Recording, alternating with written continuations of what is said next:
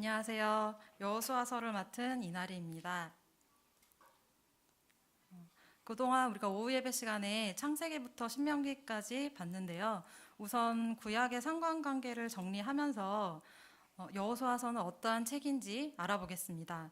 오경의 중심이자 구약의 핵심인 책이 무엇이죠?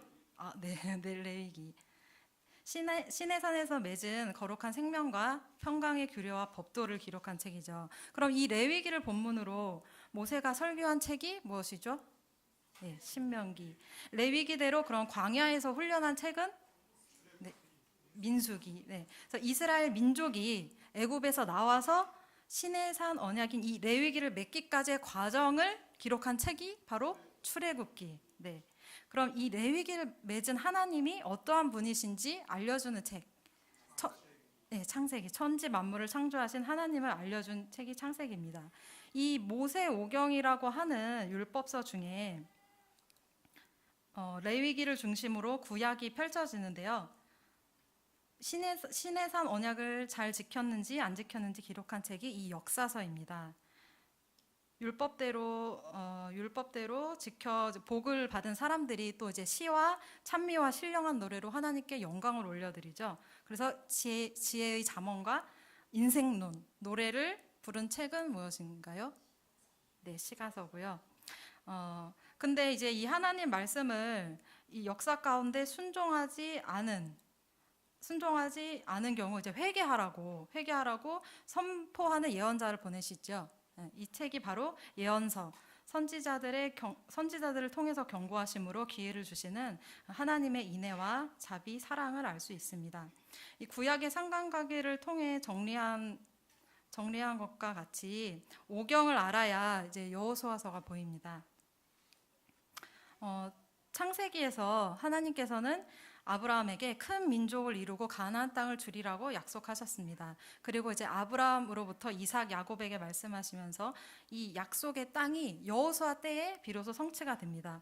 그러면 왜 당시 이 약속하셨을 때 바로 가나안 땅을 주시지 않으셨을까요? 창세기 15장을 보면 아직 그 땅의 거민들의 이제 제약이 관영하지 않으므로라고 하십니다. 그 땅을 차지하고 관리하기에는 이스라엘 민족의 수도 매우 적었습니다. 야곱의 허리에서 나온 12지파의 자손들이 애굽 생활 400년이 지나고 그 애굽이 감당하기 힘들 정도로 번성해야 출애굽하는 때가 이르는 것입니다. 그래서 하나님께서는 정하신 때에 합당한 명분으로 비로소 그 약속을 성취하십니다.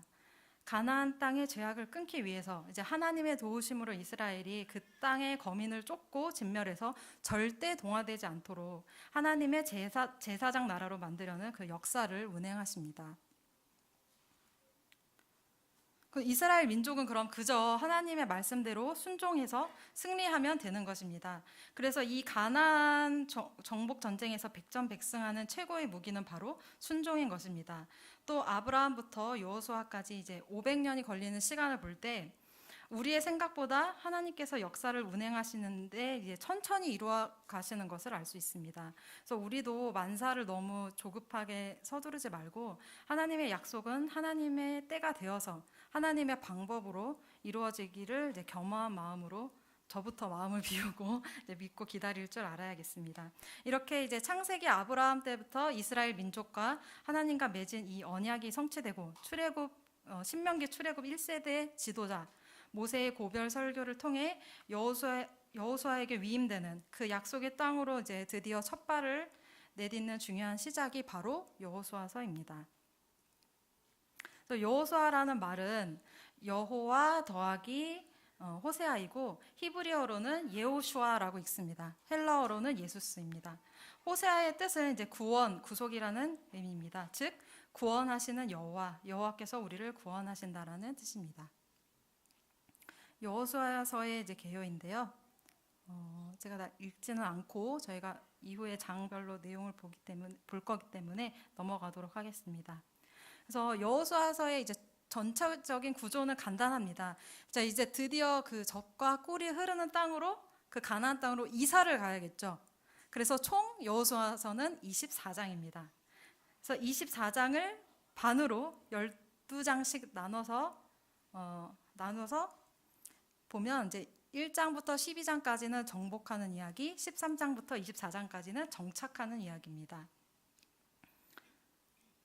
여호수아서의 이제 파노라마 1장부터 24장까지 세 가지 내용으로 이렇게 나누어 보면 이렇습니다. 그럼 이제 마음판 그림 성경하고 같이 각 장을 살펴볼까요? 여호수아 1장은 여호수아의 취임이 나옵니다. 여호수아 아까 1장 1절을 보니까 여호와의 종 모세가 죽은 후에라고 시작합니다. 출애굽과 광야의 리더였던 모세도 천년 만년 살지 못하기 때문에 다음 세대가 이어가도록 준비가 되어야 합니다. 그래서 이제 후임자인 여호수아가 세워지는 것이고 1장 1절에서는 이제 모세의 종이라 칭하는 여호수아가 마지막 24장에서 여호와의 종으로 바뀌게 됩니다. 그래서 우리도 이제 하나님의 종으로서 지금은 뭔가 준비가 안 돼 있고 혹시 부족하다고 해서 낭망하지 말고 이렇게 배워야 하겠습니다. 하나님 말씀을 이제 열심히 배우면서 갈고 닦으면 자격을 갖춘 리더가 될 수 있습니다. 저를 포함해서 우리가 열심을 다해서 주님의 종이 되었으면 합니다. 그리고 1장에서 이제 강하고 담대하라, 두려워하지 말라라고 이제 하나님께서 말씀하시는데 지금 여호수아의 심리 상태가 어떤가요? 왜 두려워하지 말라고 하시죠? 두려워하니까. 네. 지금 모세가 돌아가셨기 때문에 모세가 있어도 이 안 되던 이스라엘, 여호수아의 말을 안 들을 확률이 높아요. 여호수아는 또 옆에서 출애굽 때부터 다 봤죠, 지켜봤죠.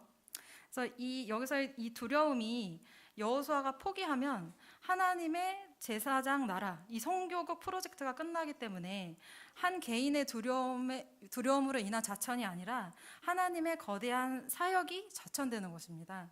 그래서 시작도 못 해보고 끝나버릴 수 있기 때문에 이제 강하고 담대하라라고 하시는 것이죠.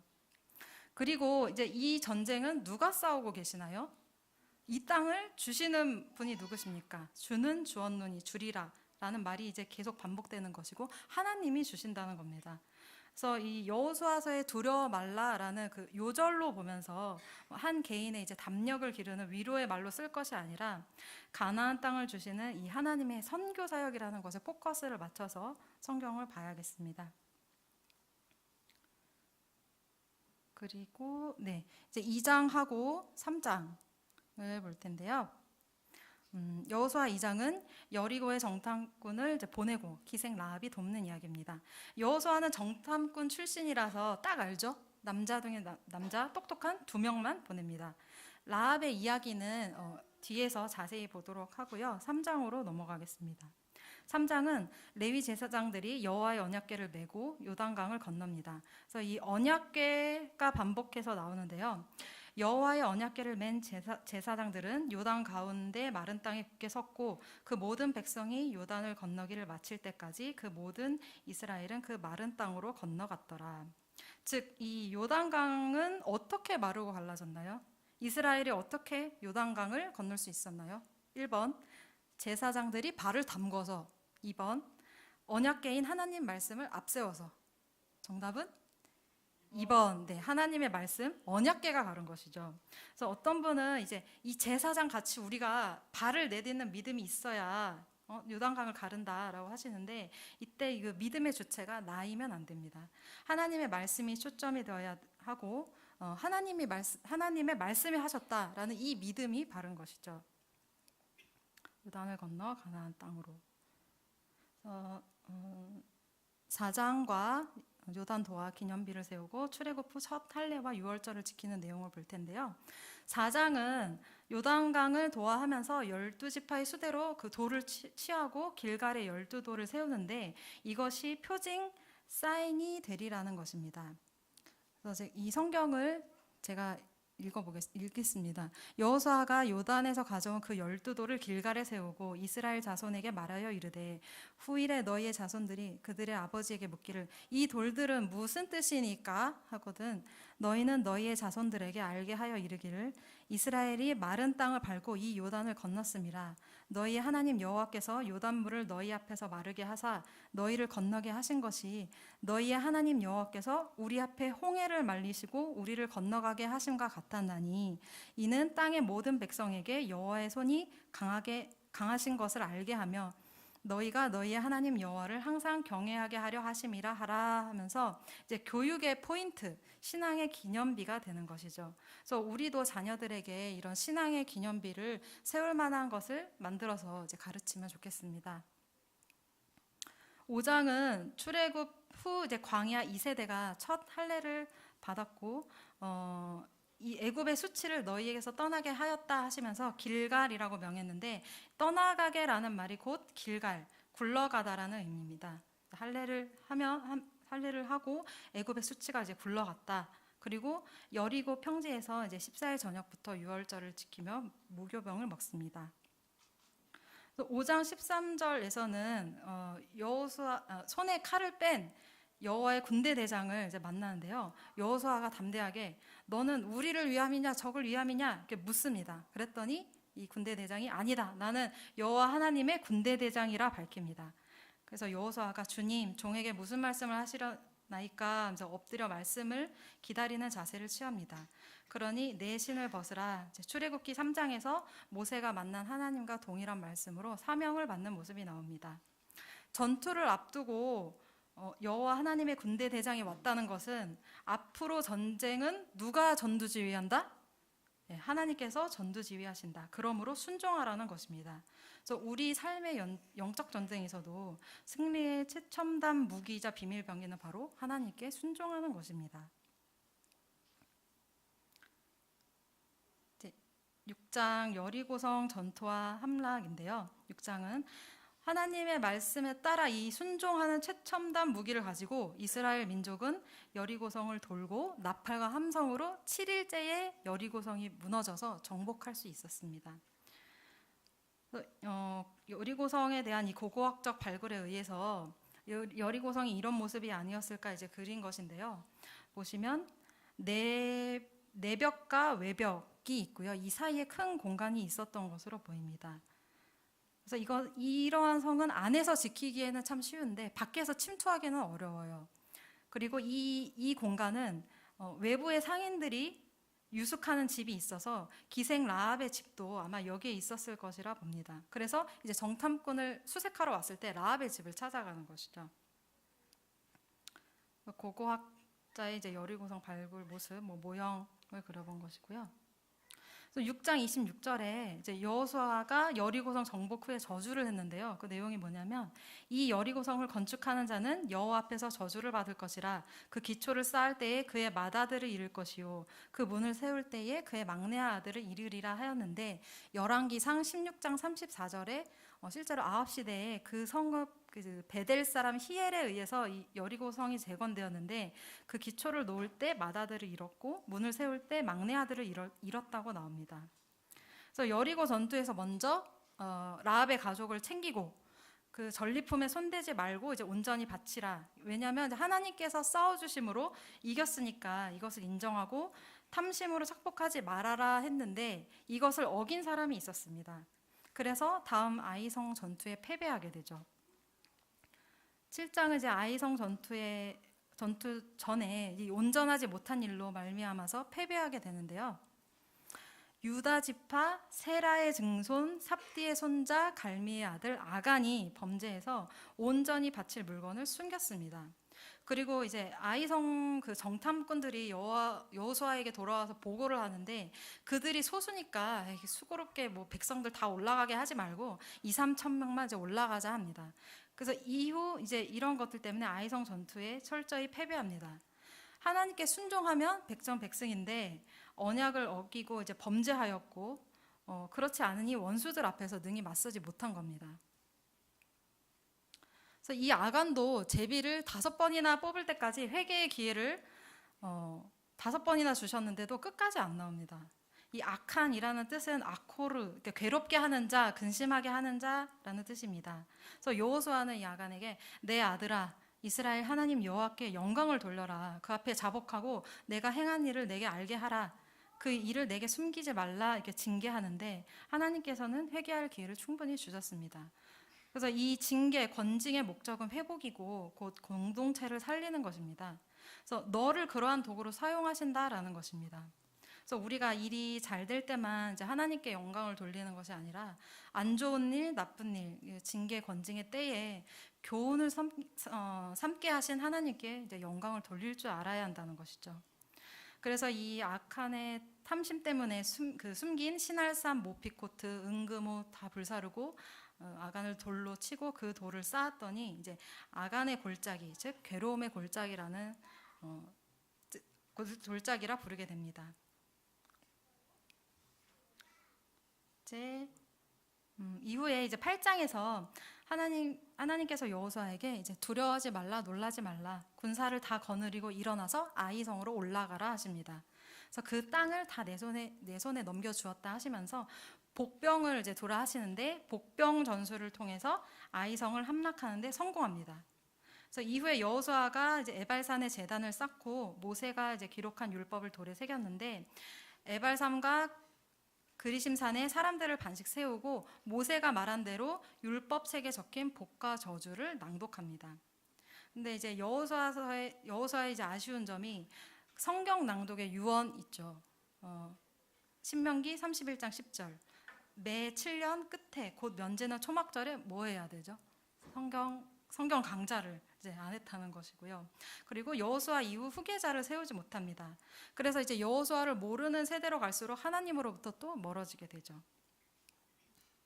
9장에서는 잘 아시다시피 기브온 주민들이 그 여리고와 이 아이성에 대한 소문을 듣고 꾀를 냅니다. 그래서 사신의 모양으로 꾸며서 마치 이제 먼 나라에서 온 것처럼, 그래서 우리와 이제 조약을 맺자 하는데 여호수아가 하나님께 묻지 않고 화친을 맺습니다.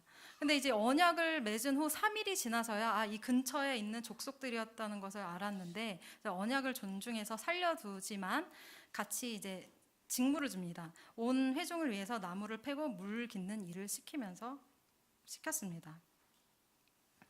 그래서 이 전투가 그 여리고 전투, 아이 전투, 우리가 이 성을 정복한 허리를 이제 먼저 공격하는 이 중부 전투 이후에 남부 전투로 가게 되는데요. 그 이유가 이 이스라엘과 화친 맺은 기브온 족속을 치러 아모리 족속의 5왕 예루살렘, 헤브론, 야르뭇, 라기스, 에글론 왕이 올라옵니다. 그래서 기브온이 이제 여호수아에게 도움을 청하고 여호수아가 모든 군사와 함께 올라가서 싸웁니다. 이 가운데 이제 하나님께서 우박, 태양, 달을 통해서 이제 승리를 하게 하시는데 이 베토론의 비탈에서 내려갈 때 하늘에 큰 우박덩이가 아세가에 이르기까지 내려서라고 나오는데 이스라엘 칼에 죽은 자보다 이 우박에 죽은 자가 더 많았습니다. 그리고 여호수아가 이제 대적에게 원수를 갚을 때까지 태양아 달아 멈춰라라고 이제 외칩니다. 그래서 이제 실제로 태양과 달이 멈추고 여호와 하나님께서 이처럼 사람의 목소리를 들으신 날은 전에도 없었고 후에도 없었다고 나옵니다. 이제 그 이유는 하나님께서 이스라엘을 위해서 싸우셨기 때문입니다. 그래서 이 남북 전투 승리 후 여호수아가 온 이스라엘과 더불어 길갈 진영으로 다시 돌아오고요. 이번에는 그 북쪽 왕 하솔왕 야빈이 이 소식을 듣고 마돈, 시므론, 악삽 및 이 북부 족속들과 연합해서 진을 칩니다. 그래서 이 거느린 모든 군대가 많아서 해변에 수많은 모래 같고 말과 병거도 심이 많았다고 하지만 하나님께서 이제 여호수아에게 두려워하지 말라. 내일 이맘때에 내가 그들을 이스라엘 앞에 넘겨주어 몰살시키리니 너는 그들의 뒷발의 힘줄을 끊고 그들의 병거를 불사르라 하십니다. 그래서 이 북부 전투도 승리를 하게 되고요. 그래서 이 족속들이 왜 이렇게 전쟁을 걸어오나 봤더니 여호수아 11장 20절 그들의 마음이 완악하여 이스라엘을 대적하여 싸우러 온 것은 여호와께서 그리하신 것이라. 그래서 그들을 진멸하여 바치게 하여 은혜를 입지 못하게 하시고 너무 악하니까 여호와께서 모세에게 명령하신 대로 그들을 멸하려 하심이었더라. 합니다. 그래서 12장 이제 가나안 전투 결산이고요. 5년에서 6년 정도 전쟁을 하였는데 총 결산을 해보니 여호수아의 칼에 목이 달아난 왕이 31명이었습니다. 전쟁이 여호수아의 손에 달려 있는 것이 아니라 여호와의 군대 장관이 항상 이제 함께하고 앞서가서 하나님께서 전쟁을 하시고 승리케 하신 것이죠. 그 이후 13장부터 22장까지는 정착하는 이야기입니다. 그래서 지도를 보시면 각 지파별로 이제 제비를 뽑아서 땅을 나누는데요. 사실 우리 땅이 아니라서 이스라엘 사람들보다 좀 관심이 적을 수 있겠지만 이제 땅을 분배한 것을 보면 믿음의 분량대로 돌아갔다는 것을 알 수 있습니다. 우선 이제 요셉 자손 므낫세와 에브라임 지파와 이제 유다 지파 갈렙이 이 취하기 어렵지만 가치 있는 땅을 얻습니다. 그래서 이곳 사람들은 평지를 좋은 땅이라고 하지 않고 산 꼭대기 산지를 좋은 땅이라고 합니다. 그래서 좋은 땅에 제일 강한 이방 민족이 살고 있었던 것이죠. 유다 지파의 이 헤브론은 해발 1,000m가 되는데 이제 이런 땅이 좋습니다. 그래서 지금도 이제 비행기 타고 날아가다 보면 산봉우리마다 마치 이제 면류관처럼 동네가 형성되어 있습니다. 구글 지도를 볼까요? 보면 보이시나요?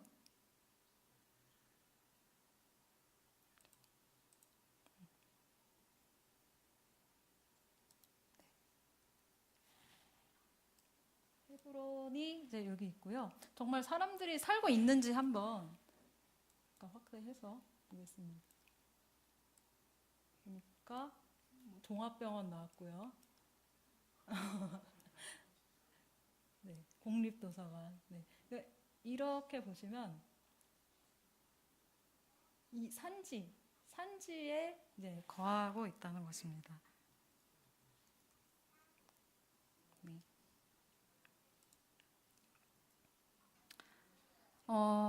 그래서 르우벤, 갓, 므낫세 반지파는 이미 요단강 동편의 땅을 받았습니다. 그리고 이제 라헬, 레아 몸종에서 난 자손들은 이제 변방의 땅을 얻게 되고요. 그 중에 이제 제일 비참했던 족속이 어떻게 보면 단지파입니다. 이 남쪽의 아모리 족속이 너무 막강해서 이제 꼼짝을 못하고 결국 이제 북쪽 산 이 헬몬산 기슭까지 올라가게 됩니다. 그래서 이스라엘 땅을 말할 때 이 단에서 브엘세바까지라고 이제 말을 합니다. 이 분배된 가나안 땅의 지도를 보면서 우리에게는 믿음의 분량대로 하늘의 가나안 땅이 준비된 줄 믿습니다. 그래서 우리를 인도하는 진짜 여호수아가 누구시죠? 예수님이시죠. 네, 예수님께서 우리를 젖과 꿀이 흐르는 천국으로 인도하실 것이라는 유비가 보이는 것입니다. 이것을 생각하면서 천국을 사모했으면 좋겠습니다. 자, 이제 마지막은 23장, 24장 여호와의 종 여호수아의 유언이자 고별 설교입니다. 이제 여호수아가 고별사를 하는데 지금까지 인도하신 하나님의 역사를 회고하면서 너희는 크게 힘써 모세의 율법책에 기록된 것을 다 지켜 행하라. 스스로 조심하여 너희의 하나님 여호와를 사랑하라고 합니다. 그래서 24장에 그러므로 하면 이제 결론을 말하는데요. 그러므로 이제는 여호와를 경외하며 온전함과 진실함으로 그를 섬기라. 너희의 조상들이 강 저쪽과 애굽에서 섬기던 신들을 치워버리고 여호와만 섬겨라. 그래서 우리도 우상을 치워버리고 온전함과 진실함으로 하나님을 섬기고 있는가 과연 생각해 봐야겠고요. 만일 이 여호와를 섬기는 것이 너희에게 좋지 않게 보이거든 너희 조상들이 강 저쪽에서 섬기던 신들이든지 또는 너희가 거주하는 땅에 있는 아모리 족속의 신들이든지 너희가 섬길 자를 오늘 택하라. 오직 나와 내 집은 여호와를 섬기겠노라 하니 이렇게 말을 합니다. 그래서 나와 내 집은 여호와 하나님을 선택했다. 그러니까 우상을 치우고 빨리 너희도 선택하라는 것입니다. 그런데 이제 이 이스라엘 민족이 이 판단을 잘못해서 앞으로 벌어지는 이야기가 다음에 볼 사사기입니다. 우리가 역사서를 볼 때 이제 어떻게 판단하죠? 하나님의 말씀을 잘 지켰는지 안 지켰는지입니다. 그래서 여호수아가 죽기 전까지 우려하는 것을 보니까 점점 분위기가 안 좋아질 것 같고요. 5판의 연속인 사사기 다음 책에서 확인해 주십시오. 이제 마지막으로 여호수아서에서 만나볼 만한 인물들을 보고 마치겠습니다. 첫 번째, 여호수아와 갈렙, 우정 중의 우정이죠. 40년 지기이고 정탐꾼 동기고 죽을 때까지 함께하며 일평생 변함이 없었습니다. 여호수아가 이제 땅을 분배하면서 저 땅을 차지해야 하는데 이렇게 손가락을 가르치죠. 근데 이때 딱 갈렙이 85세 할아버지가 되어서도 나옵니다. 언약을 기억하고 하나님께서 그 땅을 주시라는 언약을 기억하고 늙어서도 이제 믿음이 강한 것이죠. 그래서 네피림이나 안악자손 하면 이제 자이언트죠. 가 있다면 내게 돌려라. 내가 내 주 모세가 우리를 불렀던 그 40세 때나 지금 85세 때나 힘이 똑같다. 싸움이나 출입이 가능하므로 그런 땅을 내게 넘겨주면 즉 여호와께서 함께 하시면 그 땅에서 전쟁을 끝내줄까 하노라고 합니다. 그래서 마음뿐만 아니라 진짜로 이 헤브론 땅을 믿음과 담력을 가지고 차지하게 됩니다. 그래서 저 같으면 우리 같으면 그때는 한창이고 지금은 나이가 몇인데 하면서 이렇게 마음이 위축될 뻔도 한데 갈렙은 전혀 그렇지 않고 그러면서도 제일 골치 아픈 땅을 달라고 하는 것입니다. 반면 이제 시므온 지파는 유다 지파 기업이 남아서 새방울 없습니다. 우리가 민수기에서 바알볼 사건으로 이제 음란히 섬기는데 앞장섰다가 이 시므온 지파 인구가 60% 감소했고 그 역시 믿음의 분량이 비교가 되는 것이죠. 그래서 이 내용까지 민수기가 다 연결이 되죠. 또 이제 에브라임 지파는 여호수아의 지파이죠. 에브라임의 기업도 이스라엘 지도자의 이제 허리이자 이 중심을 차지합니다. 노른자 땅이죠. 그리고 에브라임의 뜻이 더블 프루트, 그러니까 두 배의 과일, 창성, 풍성한 지파로 하나님의 사랑을 많이 받았습니다. 그러면서 이제 우리는 큰 지파인데 하면서 이제 땅을 더 얻어볼까 해가지고 여호수아에게 얘기를 합니다. 근데 이제 여호수아는 큰 지파면 스스로 개척하라 하고 이제 공정하게 이야기합니다. 어쨌든 이제 여호수아는 자기 소속 지파라고 더 주고 뭐 덜 주고 하지 않습니다. 그래서 지금 봐도 그 리더로서의 공정함으로 여호수아는 존경스럽습니다. 그래서 이제 믿음의 동지라고 하면 바로 여호수아와 갈렙인데 우리도 신앙생활에 있어서 이런 동지가 있으면 좋겠습니다. 한 사람이면 패할 수 있는데 두 사람이면 능히 당할 수 없고 이제 삼겹줄은 쉽게 끊어지지 않는다라는 말이 있죠. 그러니까 한 명이 약할 때 위로하고 격려하고 붙들어줄 수 있는 사람이 너무 중요합니다. 그래서 이런 이야기가 3,350년 전 이야기인데 전혀 거리감이 없이 그때 아름다운 사람은 지금도 이제 아름다운 것입니다. 그래서 지금 읽어도 여호수아와 갈렙의 이 우정 모습은 존경스럽습니다. 그리고 이제 마지막으로 볼 인물이 성경에는 여성의 이야기를 잘 다루지 않지만 이제 워낙 탁월한 여성이라서 이름이 나오는데요. 가나안 여인 여리고에서 기생을 하던 라합입니다. 한국이나 이스라엘 뭐 어디서나 이제 기생은 사회적으로 낮은 지위의 사람이고요. 기생이라 하면 이제 주막 혹은 뭐 여관에서 이제 수많은 사람을 접하고 이제 소식에 또 밝은 사람이죠. 근데 이 라합은 센스가 있는 여인이었습니다. 그 수상한 사람이 들어왔냐고 물었을 때 만약 못 봤다고 하면 이제 바로 수사에 들어갔을 텐데 봤어요. 봤는데 이제 방금 나갔다라고 하는 이 기치를 발휘함으로써 위기를 모면했습니다. 그래서 여리고는 보시면 교통의 중심지이고 왕의 대로도 다 연결돼 있어서 수많은 사람이 오고 이제 다음 여정을 위해 누구나 쉬어가는 도시입니다. 그래서 예루살렘에 가기 전에 이제 유숙하고 가는 곳이기도 하고요. 지금도 있는 도시고 많은 사람들이 이제 오고 가면서 온갖 소식을 가지고 오기 때문에 라합의 집은 이제 그 중에서도 가장 소식이 빠른 곳이었습니다. 그래서 이 라합에게는 세 가지 안목이 있었는데요. 첫 번째, 하나님을 보는 눈이 있었습니다. 이 라합이 놀라운 이야기들을 이렇게 듣는데 40년 전부터 구름 기둥, 불 기둥으로 이동하고 하늘에서 만나가 내려와서 먹고 메추라기도 먹고 그 바로의 왕 군대도 홍해에서 빠뜨리고 정작 자신들은 그 마른 땅을 밟고 건너온 또 아모리 왕 시온과 바사나 옥을 쳐부수고 오고 있다는 이 이스라엘 민족의 소식을 들었을 것입니다.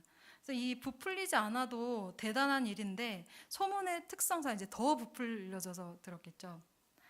40년간 들려오는 소식으로 하나님을 이제 라합은 알았다는 것이고요. 라합은 하나님께서 상천하지 하나님이라는 고백을 하게 됩니다.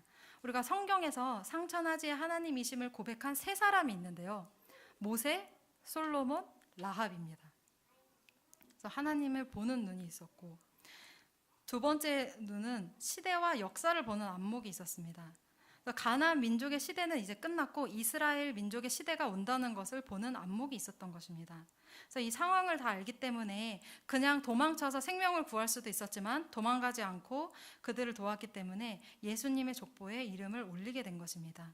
또 이제 신약 성경에서도 기록된 것처럼 히브리서 11장 31절 믿음으로 기생 라합은 정탐꾼을 평안히 영접하였으므로 순종하지 아니한 자들과 함께 멸망하지 아니하였도다.